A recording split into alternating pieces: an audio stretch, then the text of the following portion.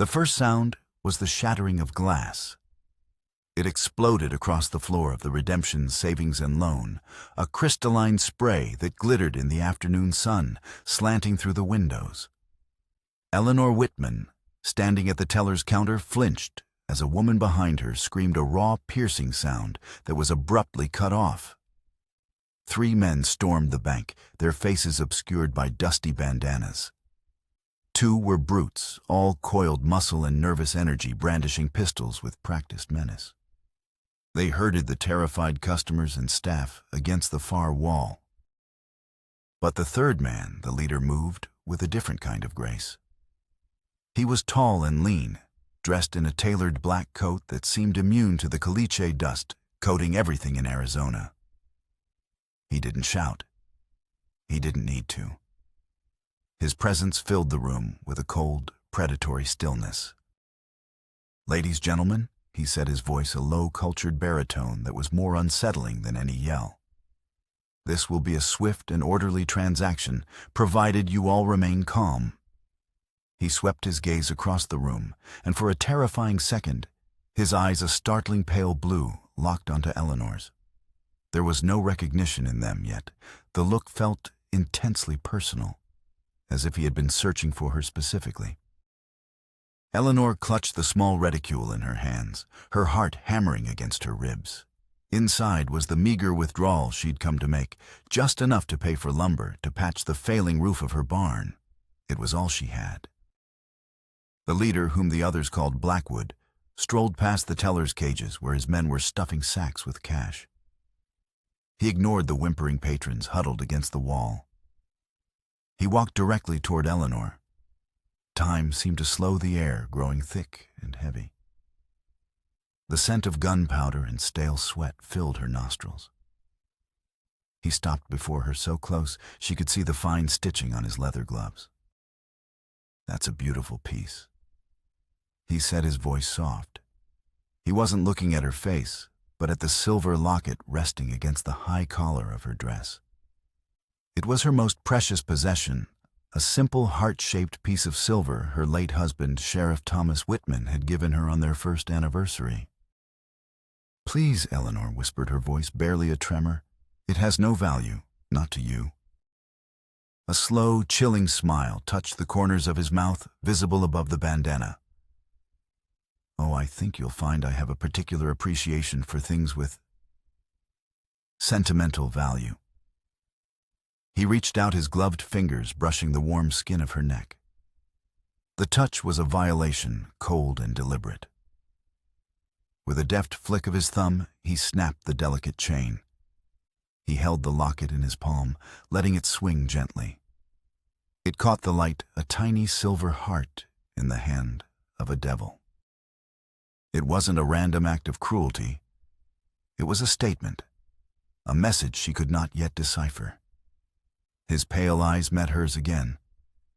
"Consider this a down payment for old debts." Then, as quickly as he had appeared, he turned.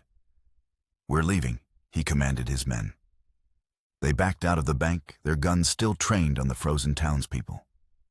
Within moments, they were gone, the thunder of their horses' hooves fading into the oppressive silence of the street. The spell broke. The woman who had screamed began to sob. The bank manager stumbled from his office, his face ashen. But Eleanor remained still, her hand pressed to her throat where the locket had been. The skin was cold. It was more than a robbery. It was a desecration. They had not only stolen the town's money, but they had also stolen a piece of her husband's memory. And the question burned in her mind, hot and terrifying: why? The dust settled long after the robbers, led by Cyrus Blackwood, had vanished into the vast, indifferent desert. Back at the Whitman ranch, the silence was a physical weight. The 2 years since Sheriff Thomas Whitman's death had hollowed out the once bustling homestead, leaving Eleanor to rattle around inside it like a solitary bead in a wooden box. The ticking of the grandfather clock in the hall was a constant, lonely metronome counting out the seconds of her widowhood. She stood in the dusty courtyard, and the place where Thomas had taught her to shoot, her gaze fixed on the derelict barn. Its ancient timbers groaned under the memory of the last storm, and the roof sagging like the weary shoulders of an old man. It was more than a building. It was a symbol of her struggle. The ranch, her husband's legacy, was failing. The cattle were thin, the fences were down, and the creditors in town spoke to her with a cloying pity that felt more like a threat. Jedediah, her only ranch hand, emerged from the stables, his movement stiff with age and concern. His face a roadmap of wrinkles carved by 70 years under the Arizona sun, was grim. "Heard what happened in town, Ellie?" he said, his voice a gravelly rasp. He stopped beside her, his gaze following hers to the broken barn. "That roof ain't gonna hold through another monsoon." "I know, Jed," she said, her voice strained. The money she'd intended for the repairs was now miles away, tucked into the saddlebags of a man with cold blue eyes. "There's talk," Jedediah continued, chewing on his lip. "Folks saw him ride out towards the Chiricahua lands. No posse's gonna go in there, not after what happened to the last one." Eleanor's resolve hardened. The town might be cowed, but she was not. Thomas had never backed down from a fight, and she would not dishonor his memory by doing so now. "Then I'll find someone who will go in there." Jedediah sighed, a weary, knowing sound. "You're thinking of what old Miguel said at the store, about that Apache." "Kyle," she said, the name feeling strange on her tongue. "Miguel says he's the best tracker in the territory." "He's Apache," Jedediah stated, as if that explained everything. "You're the sheriff's widow, Eleanor. Folks ain't gonna look kindly on you hiring one of them. It ain't proper." The prejudice in his tone was as familiar as the heat. It was the same narrow-minded fear that had kept redemption stagnant for years. Eleanor lifted her chin, the gesture an echo of her late husband's defiance. "My husband respected the Apache scouts he worked with. He said they could read the land like a book. I'll trust one to find the man who desecrated his memory."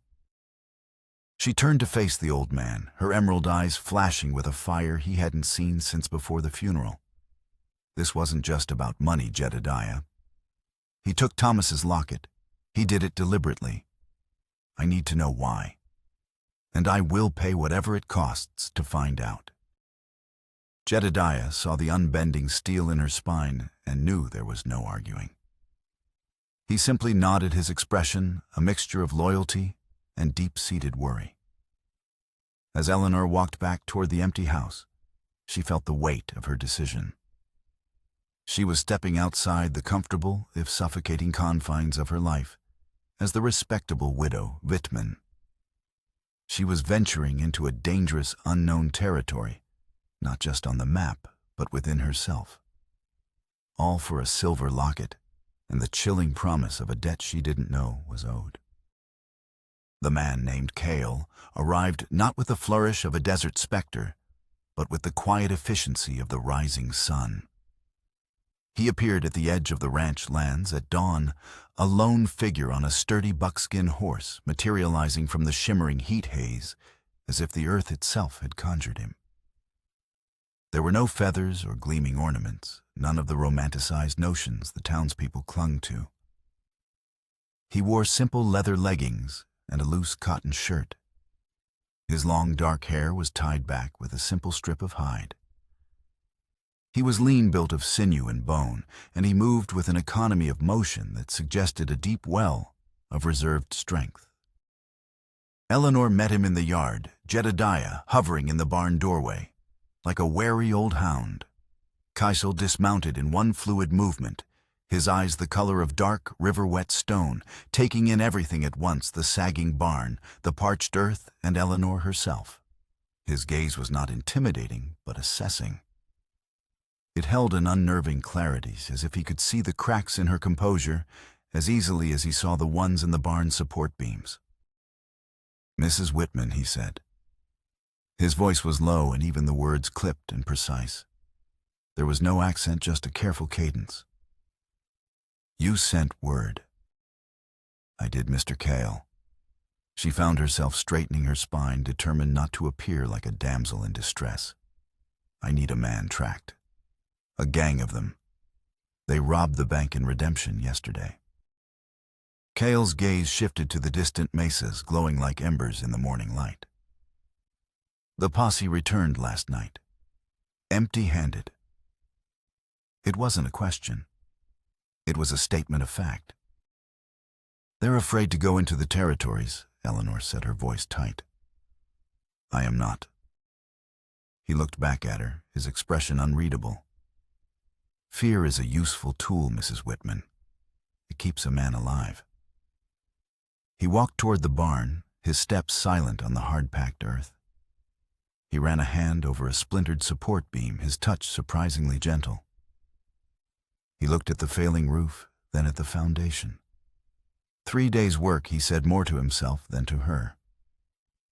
The wood is tired, but the foundation is true. The observation was so unexpected that Eleanor was momentarily speechless. I don't want my barn fixed, Mr. Cale, she said, recovering. I want those men found. I am a builder. Sometimes I track, he replied, turning to face her. Tracking them costs $200, half now. Eleanor's heart sank. $200 was a fortune more money than she had seen in a year. I can't pay that much up front. The ranch? She trailed off, humiliation warming her cheeks. Cale's gaze was steady. He seemed to be weighing her, measuring her worth in a currency she didn't understand. They took something from you, he stated. Something more than money. She instinctively touched her throat. How did you know? Your eyes, he said simply. They hold the loss. The money is for the town. The rest is for you. A fragile hope flickered within her. He understood. This silent, watchful man understood the violation in a way no one else had. I will get you the money, she promised. I just need a little time. Leaving Cale in the yard, she hurried into the house, into Thomas's study. The room was a shrine to her husband, preserved exactly as he had left it. His leather-bound books lined the shelves, his sheriff's star lay polished on the mantel, and the air still held the faint, familiar scent of his cigar smoke. She went to his desk, her hands trembling as she pulled open the bottom drawer where he kept his important papers. She was looking for a hidden cache of money, a last resort she had always known was there, but had never dared to touch. Her fingers brushed against a thick leather portfolio tied with a fraying ribbon. It wasn't money. Puzzled, she lifted it out. Inside were not ranch deeds, but a confusing collection of land titles and survey maps for parcels far to the east near the Dragoon Mountains. The names on them were unfamiliar. Miller, Sanchez, Blackwood. The dates went back nearly a decade. She frowned, wondering why Thomas would have these. Shoving them aside, she dug deeper, finally finding a small canvas pouch tucked in the back. Inside were $100 in gold eagles, enough for the down payment. She returned to the yard, the heavy pouch in her hand, and the memory of those strange deeds lingering in her mind. Jedediah had come out to stand near her, his disapproval a palpable force field. You're really doing this, Ellie. He muttered loud enough for Cale to hear, trusting him. Eleanor met Kyle's gaze and extended the pouch. This is half. You'll have the rest when you find them. Cale took the pouch without counting it. He seemed to judge its weight by feel alone. I ride in 1 hour. As he went to tend to his horse, Jedediah stepped closer to Eleanor. Thomas. He had a heavy conscience about some things from his past, the old man said, his voice low and troubled. Especially that business with the Blackwood family years ago. A real mess that was. The Blackwood affair, Eleanor repeated the name from the deed, striking her like a physical blow. What are you talking about, Jeddy? But Jedediah just shook his head, a stubborn, fearful look on his face. "Ain't my place to say. Just be careful, Ellie. Some trails are best left cold." An hour later, Kyle was ready. Eleanor met him by the gate, leading her own mare Sunshine. She was dressed for travel, a rifle in her saddle scabbard. Cale raised an eyebrow. "This is not a task for a rancher's wife." "This rancher's wife can shoot the eye out of a hawk at 50 yards, she retorted, her tone leaving no room for argument. "My husband taught me. He also taught me that if you want a job done right, you oversee it yourself. I'm going with you." For a long moment he studied her, his stone-colored eyes searching for a weakness. Finding none, he gave a single sharp nod. "The desert does not care who your husband was. Keep up, or you will be left behind." He swung himself into his saddle and urged his horse forward without a backward glance.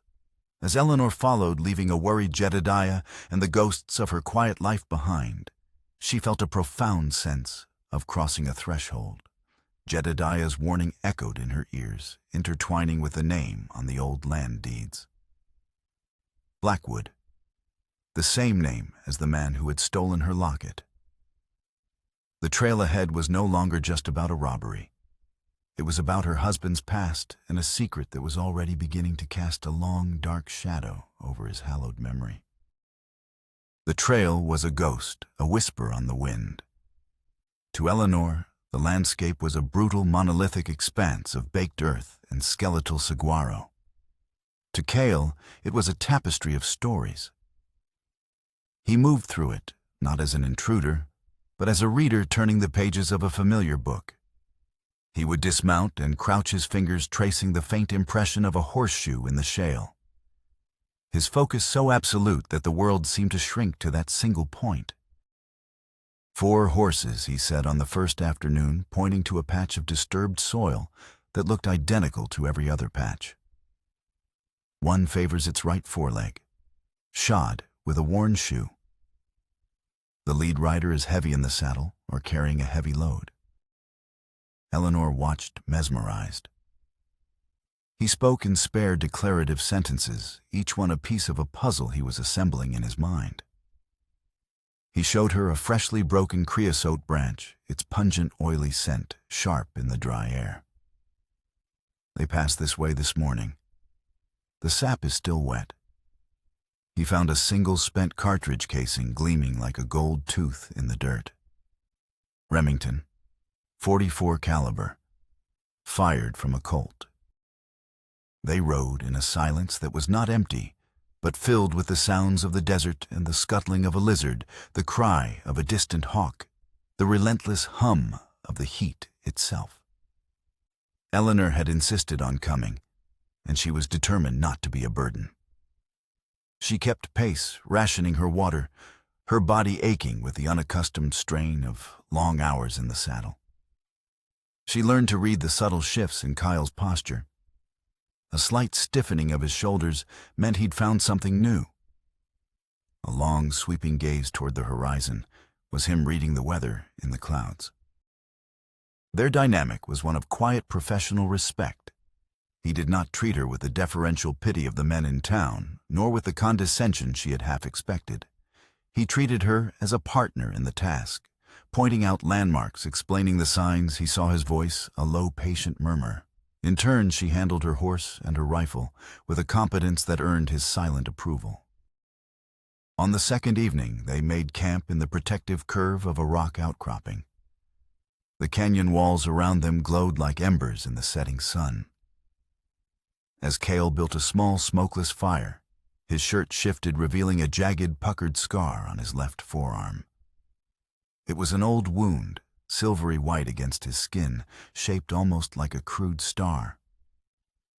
Eleanor found herself staring at it, a strange sense of familiarity prickling at her. She felt she had seen it before, or something like it, perhaps, in a fevered dream or a half-remembered story. "How did you get that?" she asked, her voice softer than she intended. Cale paused, his hands stilling over the kindling. He looked down at the scar as if noticing it for the first time in years.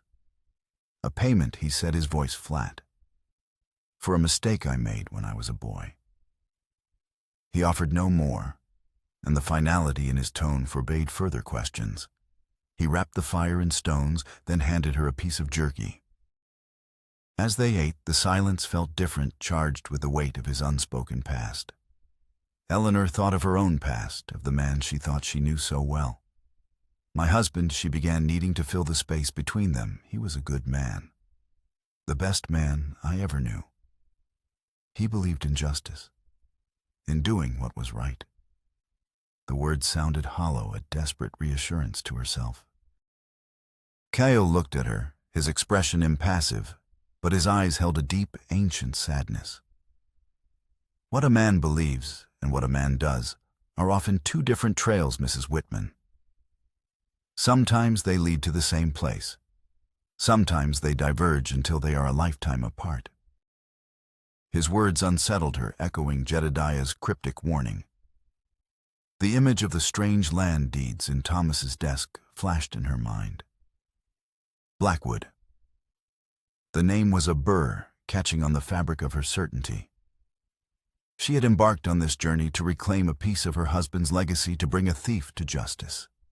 But with every mile they traveled, she felt she was moving further away from the simple, heroic image of the man she had loved, and deeper into a wilderness of doubt and secrets. The sun was a merciless hammer by the third day. The landscape had shifted from open desert to a labyrinth of canyons and broken mesas, a place where the unwary could disappear without a trace. The trail Kyle followed had grown colder, harder to read, but he never wavered. His focus was a palpable thing, a force of will against the unforgiving terrain. Late in the afternoon, he reined in his horse at the crest of a ridge. He pointed toward a shallow valley below. "There," he said. Eleanor followed his gaze. She had expected to see a camp, a hideout carved into the rocks. Instead, nestled in the valley floor were the skeletal remains of a homestead. A chimney stood like a lone tombstone, the foundation of a house a mere ghost on the land, its timbers blackened and scorched. A dilapidated barn leaned precariously, and the faint outline of corrals could be seen slowly being reclaimed by sagebrush and mesquite. It was a place of profound sorrow, a testament to a life that had been violently erased. "Why would they come here?" Eleanor whispered. "There's nothing left." "There are ghosts here," Kyle replied quietly. "Some men are drawn to the ghosts of their past." They descended into the valley, the air growing still and heavy with memory.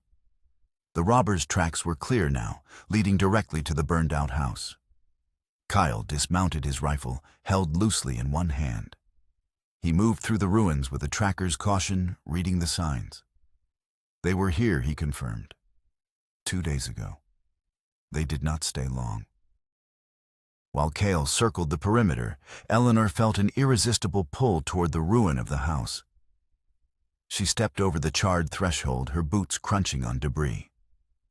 The place felt sacred in its desolation. In a corner, half buried in ash and dirt, she saw something glinting. She knelt, her fingers brushing away the grime. It was a small tin box, rusted but intact. She pried open the lid. Inside, nestled on a bed of faded velvet, was a child's drawing of a smiling family in front of a house and a handful of dried wildflowers. Beneath them lay a bundle of letters, tied with a faded blue ribbon. Her hands shook as she untied the ribbon and unfolded the top letter. The handwriting was elegant, feminine. The ink was faded, but the words were clear. "My dearest Jonathan," the letter began. "The wheat is growing tall, and little Cyrus asks for you every day. He has carved a horse from a piece of cottonwood. You would be so proud. I pray you sell the cattle for a good price in Tucson and return swiftly. This land is our everything, our future." Eleanor's breath caught in her throat. She shuffled through the other letters. They painted a picture of a family building a life full of hope and hardship. The final letter was different. The handwriting was jagged, desperate. Sheriff Whitman came today with the deputies. He said the survey was wrong, that our claim is invalid. He has papers, Jonathan, all official. But this is our land. We have the deed. He says it's a forgery. He is forcing us out. They call you a squatter, a thief. Where will we go? What will we do? Little Cyrus is so frightened. A cold dread washed over Eleanor, so powerful it made her dizzy. Sheriff Whitman. Her Thomas. She dropped the letters as if they were burning coals. On the ground nearby, half hidden under a fallen roof beam, was a small carved wooden horse, its paint worn away by time and tragedy, the toy of a boy named Cyrus. Cyrus Blackwood. The pieces clicked into place with sickening clarity. This was his home, the Blackwood homestead, the place her husband, the heroic Sheriff Thomas Whitman, had destroyed. The robbery wasn't about money. The theft of the locket wasn't random cruelty. It was a message delivered across a decade of pain and loss. It was revenge. Cale appeared in the doorway, his face grim. "They are not here," he said, and then stopped, taking in her ashen face the scattered letters at her feet. His gaze softened with a flicker of understanding. He knew this place. He knew the ghosts. "The locket." Eleanor whispered the words, catching in her throat. He didn't take it because it was valuable. He took it because it belonged to Thomas's wife. She looked up at him, her world fractured, the heroic image of her husband shattering like brittle glass. "My God," she said, her voice breaking. "What did he do?" The ride back to the Whitman ranch was a blur of suffocating heat and numbing disbelief. The desert, which had seemed a place of stark beauty on the journey out, now felt like a vast, empty reflection of Eleanor's own heart. Kyle rode beside her, a silent, steady presence. He did not press her with questions or offer empty condolences. He simply rode, his gaze occasionally shifting to her, a silent acknowledgement of the burden she now carried. When they reached the ranch, Jedediah rushed out to meet them, his relief at seeing Eleanor safe quickly turning to alarm at her pale, haunted expression. "Ellie, what is it? What happened?"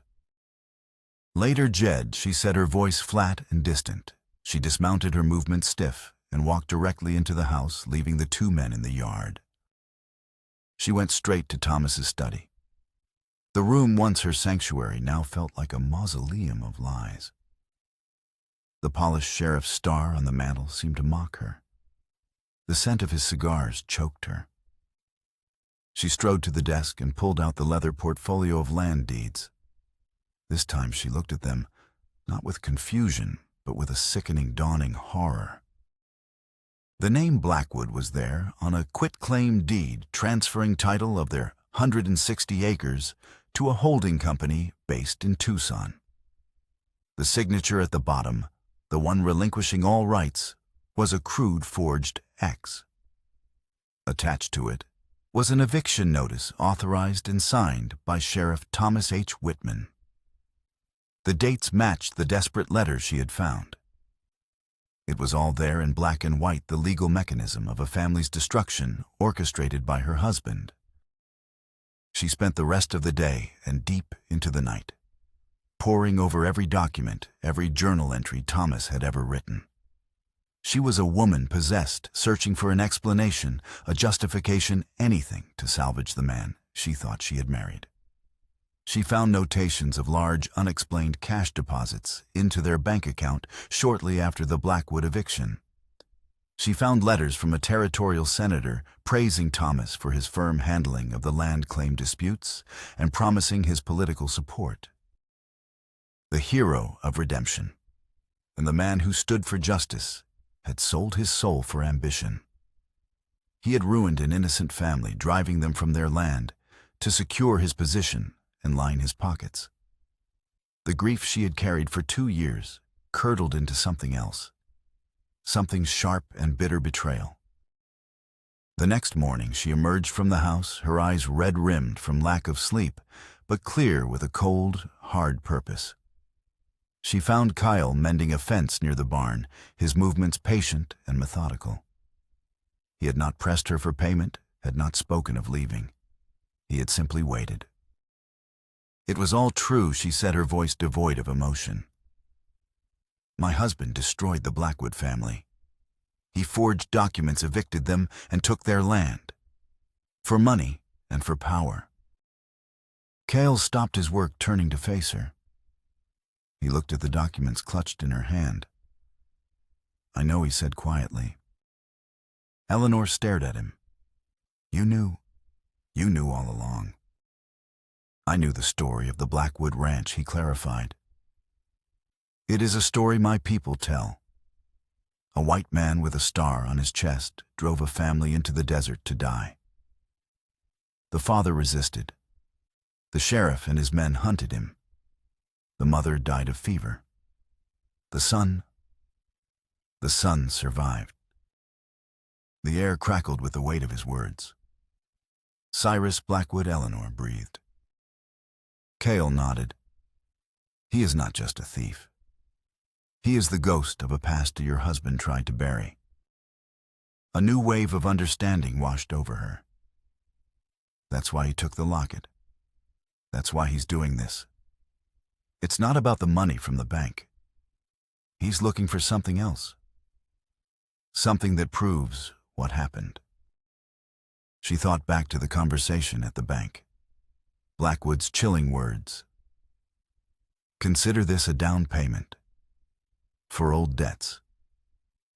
He wasn't just seeking revenge. He was seeking justice in his own twisted way. He wanted proof.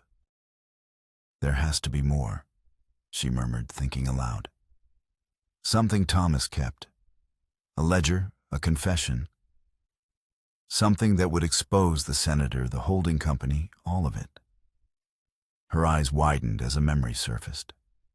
Thomas had often worked late, not at the sheriff's office, but at the old assay office in Silver Creek, a ghost town 10 miles north. He said it was quiet there that he could think. The old assay office, she said, her voice gaining strength. In Silver Creek, he kept his private records there. Cale's gaze was sharp-focused. If you know this, Blackwood may know it too. Then we have to get there first. She said, a desperate urgency propelling her forward. This was no longer about recovering a stolen memento or avenging her husband's memory. It was about uncovering the truth, no matter how ugly. It was about facing the legacy of lies Thomas had left behind. She looked at Kyle, seeing not a hired hand, but the only person she could trust. Their bond, forged in the harshness of the desert, had deepened into something more complex. It was a partnership built on a shared search for a painful truth. Will you help me, she asked. Kyle held her gaze for a long moment, the morning sun casting his face in sharp relief. This is your trail now, Eleanor, he said, using her first name for the first time. But you will not walk it alone. The sky to the north was the color of a fresh bruise. A dark, ominous wall of clouds was building over the mountains, promising a storm. The wind had picked up, carrying the scent of dust and distant rain, whipping Eleanor's hair across her face as she and Cale rode hard for Silver Creek. The urgency was a physical thing, a frantic beating in her chest that matched the rhythm of her horse's gallop. Silver Creek was a town of skeletons. Weather-beaten storefronts with sightless windows lined a main street slowly being swallowed by the desert. The silence was absolute, broken only by the mournful creak of a saloon sign swinging on a single rusted hinge. At the end of the street stood the assay office, a squat stone building that had somehow withstood the ravages of time better than its wooden neighbors. As they dismounted, the first grains of sand began to sting their faces. The wind was howling now, a low-rising moan that funneled through the empty streets of the ghost town. The storm is here, Kyle said, his voice tight as he pulled his bandana over his nose and mouth. We don't have much time. They pushed open the heavy wooden door of the assay office. It groaned in protest, opening into a single large room thick with the dust of ages. Sunlight struggled to pierce the grimy windows, illuminating dancing motes of dust. A long counter ran along one wall, behind which stood shelves filled with crumbling ore samples and forgotten equipment. In the center of the room was a large, heavy desk, its surface scarred and empty. He would have hidden it, Eleanor murmured, her eyes scanning the room. Somewhere no one would think to look. They began a frantic search. Kyle checked the floorboards, tapping them for hollow sounds, while Eleanor ran her hands along the stone walls, feeling for loose rocks in the fireplace. The storm broke with a savage fury. Sand and wind blasted against the building, the sound a deafening roar. Visibility outside the windows dropped to nothing, a swirling vortex of brown. They were trapped. A floorboard creaked behind them. They both spun around. Cyrus Blackwood stood in the doorway, a silhouette against the raging storm. He calmly closed the door behind him, plunging the room into deeper gloom. He was not alone. One of his brutish henchmen stood at his shoulder, a massive shotgun held at the ready. Mrs. Whitman Blackwood said, his voice as smooth and untroubled as if they were meeting in a parlor. He pulled down his bandana, revealing a handsome, angular face marked by a bitter intelligence. "I had a feeling you might piece it together. You have your husband's cleverness. Let us hope you do not share his lack of honor." "What do you want?" Blackwood Eleanor demanded, her hand moving instinctively toward the pistol at her hip. "The same thing you want, I imagine," he replied, his pale blue eyes sweeping the room. "The truth, in writing. My father was an honest man, Mrs. Whitman. He was a farmer. Your husband and his political masters turned him into a wanted fugitive, and then they murdered him. All for the land beneath his feet. I believe the proof of that crime is in this room. A ledger." Cale moved silently, placing himself between Eleanor and Blackwood. "Leave her out of this," he said, his voice a low growl. "This is between you and the memory of her husband." Blackwood's gaze fell on Cale, and a slow, cruel smile spread across his face. He looked him up and down, a flicker of recognition in his eyes. He focused on the star-shaped scar on Cale's forearm. "I'll be damned." Blackwood breathed a strange note of wonder in his voice. "The Apache boy. The little tracker who led the sheriff right to our camp." The world seemed to tilt beneath Eleanor's feet. She stared at Cale, whose face had become a mask of stone. The second twist of the knife sharper and more painful than the first. The shared past she hadn't known they had. "You were there." Blackwood continued, his voice laced with venom. "I remember you. Hiding behind the sheriff's legs. You watched them gun down my father. Did you enjoy the silver dollars he paid you for your loyalty, boy?" The revelation hung in the dust-choked air, a chasm opening between Eleanor and the man who had been her protector. Kyle had not just known the story. He had been a part of it. An instrument in the tragedy that had created Cyrus Blackwood. The henchman leveled his shotgun. The ledger, Mrs. Whitman. Now. Eleanor's mind raced. The fireplace. There was a loose stone she had felt earlier. "It's in the hearth," she said, her voice shaking, buying time. As Blackwood's man moved toward the fireplace, Cale exploded into motion. He was a blur of speed and deadly grace, knocking the shotgun aside as it discharged the blast, tearing a hole in the ceiling. He slammed the man against the wall, a swift, brutal strike, rendering him unconscious. Blackwood, unfazed, drew his own pistol, a silver-inlaid Colt. He aimed it not at Cale, but at Eleanor. A touching display of misplaced loyalty, he sneered. "Now, Mrs. Whitman, the real location." A shadow moved in the swirling dust near the window. The howl of the wind masked the sound of a splintering window frame. Before anyone could react, the back door burst open, and two men in long dusters, rifles leveled, stormed into the room. Federal marshals. "Drop it, Blackwood," one of them yelled. For a heartbeat, Blackwood hesitated.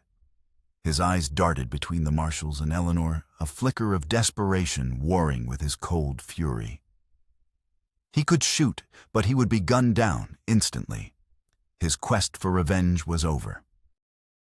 With a sound of pure disgust, he let his pistol clatter to the floor. The sandstorm raged outside, a wild, elemental fury that mirrored the tempest of truth and betrayal that had finally been unleashed within the 4 stone walls of the assay office. Eleanor looked from Blackwood's defeated face to Cale's, whose expression was clouded with a decade of guilt, and knew that nothing would ever be the same. The sandstorm blew itself out by morning, leaving behind a world scoured clean. The air was crisp, the sky a brilliant, cloudless blue. The arrest of Cyrus Blackwood by the federal marshals, alerted by a telegram Eleanor had sent before leaving the ranch, was the talk of redemption. The sealed ledger, recovered from a false bottom in the desk drawer, was now in their custody, a time bomb of truth waiting to explode. Eleanor did not wait for the explosion. She met with the marshals, gave her statement, and then, with a heavy but resolute heart, she walked into the office of the Redemption Chronicle and told the editor everything. She laid bare the truth of her husband's legacy, not to destroy it, but to cleanse it. She spoke of the Blackwood family, the forged deeds, and the political corruption that Thomas had enabled. The following Sunday, standing before the town council, she made her public declaration. Using the authority granted to her as executor of Thomas's estate, she announced that the land titles wrongfully acquired would be restored. She presented the evidence from the ledger, which implicated not only the late sheriff, but also the territorial senator who had been his patron. She used her own dwindling funds to post public notices seeking the descendants of the other families Thomas had wronged. She was dismantling her husband's heroic myth piece by painful piece, and in its place building a foundation of her own integrity. The town was stunned into silence, their reverence for the late sheriff warring with the undeniable proof of his sins. That evening, the air was cool and smelled of creosote after the storm. Eleanor found Cale by the corral preparing to leave. His horse was saddled, his meager belongings packed. The silence between them was thick with unspoken words, with the ghosts of the assay office. "You were going to leave without saying goodbye," she said. It wasn't an accusation, just a statement of fact. "My work is done," he replied, his gaze fixed on the horizon. "The man you hired me to track has been found." "Is that all this was?" she asked softly. "A job?" He finally turned to look at her, and in his eyes she saw the depth of the burden he carried. "I was a boy, Eleanor. My family was starving. The sheriff offered food and money for a tracker. I didn't know what he was going to do. I never forgot the face of the boy who watched his father die. Seeing Blackwood, it brought it all back." "You were a child, Cale," she said, her voice gentle. "You can't carry the guilt for a choice that was never really yours to make." She took a step closer. "We both have a past to reckon with, a legacy of pain that was handed to us. Thomas's actions created Cyrus Blackwood. They also set you on a path that led you here, to me. Their shared history, the tragic event that had shaped both of their lives in secret, was not a chasm between them. It was a bridge. Their bond was no longer about a forbidden attraction or simple business arrangement. It was forged now in the crucible of a shared painful truth." Cale looked from her face to the damaged barn, its sagging roof a stark reminder of where their story had begun. "That barn still needs fixing," he said, his voice quiet. A small smile touched Eleanor's lips. "Yes," she said, "it does." The final scene of their story was not a dramatic ride into the sunset, but something quieter, more profound. It was the rhythmic sound of a hammer echoing through the high desert air. For weeks they worked side by side rebuilding the barn. Kyle taught her how to measure and cut the wood, how to read the grain. She learned the strength in her own hands, the satisfaction of creating something true and solid from the wreckage of the past. Jedediah, after a period of gruff silence, eventually joined them, his initial prejudice worn away by Cale's quiet competence and Eleanor's unwavering resolve. One late afternoon, as the sun dipped below the mesas, painting the sky in strokes of orange and violet, Kyle fitted the final beam into the barn's repaired frame. It slid into place with a perfect, satisfying thud. The structure was whole again, stronger than before. Eleanor came to him holding out a dipper of cool water from the well. As he took it, his work-roughened hand brushed against hers. It was not a touch of illicit passion, but one of quiet strength of partnership. Later that evening, she stood alone in her husband's study. She took the silver locket which the marshals had recovered and returned to her, and held it one last time. It was no longer a symbol of a perfect love, but a reminder of a complex, flawed man and the painful truths his life had concealed. With a deep breath, she placed the locket into a small wooden memory box alongside his sheriff's star. She closed the lid, the soft click echoing the closing of a chapter in her life. She was not abandoning her home or running from her past.